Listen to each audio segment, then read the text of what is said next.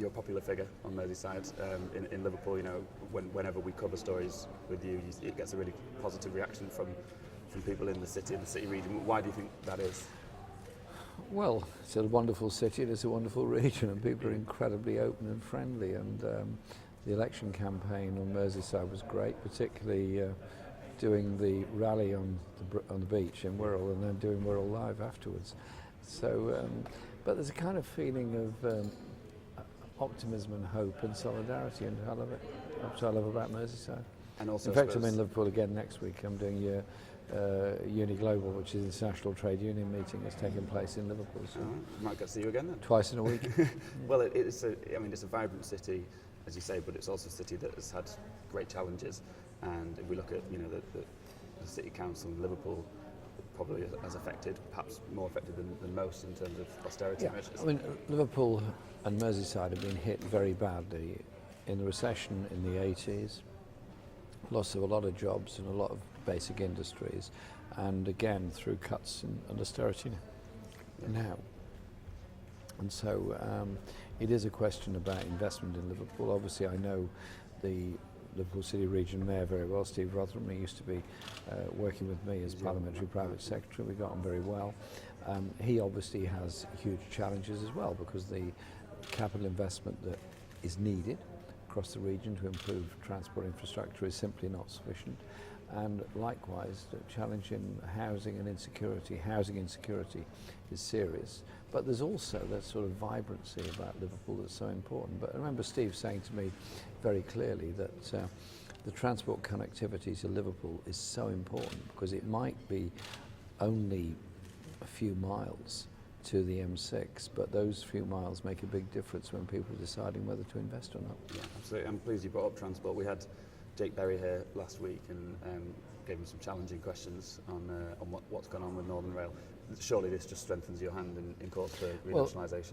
Well, the Northern Rail fiasco, and it is a complete fiasco, is a demonstration of what this nonsense is about.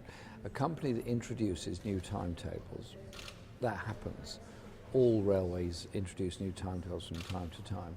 They plan it and they're prepared for it. The idea that somehow or other it's a surprise and they've got to cancel hundreds of trains as a result of a new timetable is ridiculous, and it's absurd, and it shows an irresponsible attitude towards the public, and it shows the lack of accountability of the train operating companies. There was a story in the Times yesterday by some whistleblowers that said in one case, in one company, it was cheaper to pay the fine than pay the staff. I mean, sorry, they've got a franchise to run a train system, run it. But we want it to be brought back into public ownership so there can be better coordination, particularly with connectivity with bus and rail services, because bus services in general across the whole country are unregulated except London, and that has meant a loss of evening, weekend and night services, and in less densely populated rural areas, complete loss of service altogether. While we're on the subject of trains, it's been Labour's policy to back a second safety first person on services. You'll probably be familiar that Merseyrail is one of the affected trains, and I know that Steve is in a difficult position there because he wants to bring in modern trains, whereas Dan Carden has made it very clear that he supports guards who are going on strike over the loss of their jobs. I hope there can be an agreement reached, and Steve does not want to be in this position. He wants to have the resources available to be able to fully staff the trains. Andy MacDonald has made it clear as a national policy we support having staff on trains. Yeah, we're moving through as many topics as we can here. When we talk about austerity... Oh, could you just give it to David? Thank you. We're talking about austerity and councils having to find more creative ways than ever around making money, basically, and staying afloat. Joe Anderson, the city mayor, says that after 2020 he has no playbook. It could be a financial cliff that falls off, and he's having to find creative ways to try and bring in investment. Yeah, Joe has said as much to me, and every local authority in the country is faced with this problem. I say I mean every local authority that is in a high needs, high stressed area. Because if you took a map of the country in poverty and took a map of the country of the areas that have had the biggest cuts, one would obliterate the other. Yeah. The richest areas have not had the problems that stressed areas like Liverpool have had. and the idea that somehow or other you can replace central government funding with local sourcing is a nonsense. It barely works in an area of property price inflation in London, the South East. It certainly doesn't work in any other part of the country. There has to be fair funding for local government across the country. And the social care crisis is as bad on Merseyside as it is in Surrey. Yeah. When they talk about creative ways to find new money, Joe, one of his ideas has been to invest quite a lot of money in Everton's new stadium. I don't know if you've heard of this plan. And it's one that's causing a lot of debate in the city.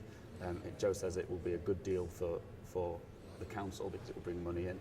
These kind of sort of speculative investments, I mean, is it something you agree with? Speculative investments, as you put it, are not necessarily wrong. Local authorities going into enterprise is not necessarily wrong. Northumberland and Arch, which is done in Northumbria, is a very good example of municipal investment, where they've invested in housing, in some cases shopping centres, hotels, factories, jobs, and they've become quite a good economic generator. And certainly I would see a regional investment bank as part of our national investment bank strategy. Investing in local enterprise and new developments is a good thing to do. I'm not opposed to it at all. Obviously, you have to take very cautious decisions when doing so. Yeah, I think that's fair. We've recently seen a statement from Labour on safe standing at football grounds. Obviously, it's a huge issue on Merseyside, bearing in mind what has happened in the past. Could you just outline Labour's current position? We've consulted very widely on this, and there is a desire for safe standing by a lot of fans, a lot of supporters, partly because it could be a bit cheaper, but also is because it creates that much better atmosphere at football matches. But obviously safe standing does require specific limitation of numbers, and you get a place where you stand. So it's not so you wouldn't get the crowd surge, which was the terrible dangers of the past. I'm very well aware of the horrors that people on Merseyside have been through because of football disasters. In terms of Liverpool fans, they're also a big fan of yours. Obviously, you're an Arsenal fan. We've got Sadiq They're Khan. very generous, the Liverpool fans. They're amazingly generous, actually. Did you see the video of them doing the chant? I think we sent it to you last time. Yes, it did. Last night. It was quite incredible, yes. They're very generous to an Arsenal supporter.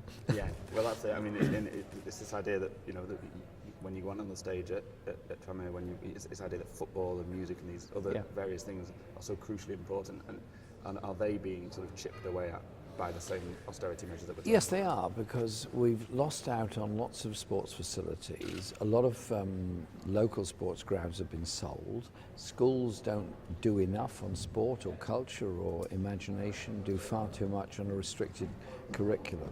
And so what we're going to do is take more money off the Premier League clubs, a bit more, that we can invest in grassroots football all over the country. I was at a local thing in my constituency, presenting the trophies at the end of the under-16s league, and there's lots of different matches they have. The woman who's the secretary of that league is secretary for 200 clubs. She's a volunteer, does it in her own time because she loves football, and it's that brings us the players of tomorrow. It's that those kids are not all going to be professional footballers, obviously, but they're learning a lot through playing football or any other kind of sport, and that is, to me, what I want. Yeah.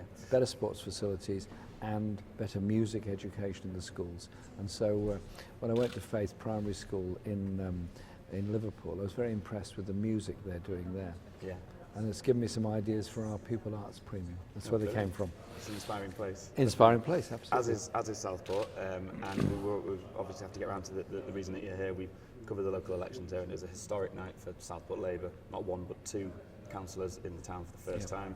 Obviously, control of the council, and an improved performance election on election by Liz Savage.